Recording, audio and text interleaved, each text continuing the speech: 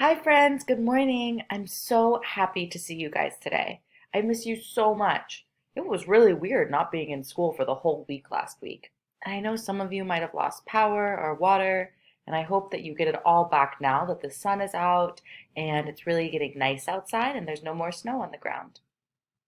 So, for today, I want you guys to each do Lexia and Gigi and do a lot of it because it's going to be really fun today. And Miss Salgado has also posted a really nice science video for you to watch. Tomorrow, on Wednesday, we're going to be meeting at 7:55 a.m. for Zoom school. And you're going to be with all of your classmates and your teachers, and we're going to do a community circle together and then play some math games. So I'm going to show you where to find your Zoom school here. You're going to go to your Google Classroom, and then the first link up here is Zoom School. Once you click on that, you're going to find the link that you're going to get to tomorrow at 7:55 a.m. What time tomorrow? That's right, 7:55 a.m.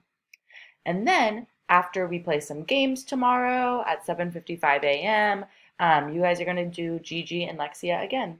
And I can't wait to see each and every one of you, and I will see you guys tomorrow. Bye.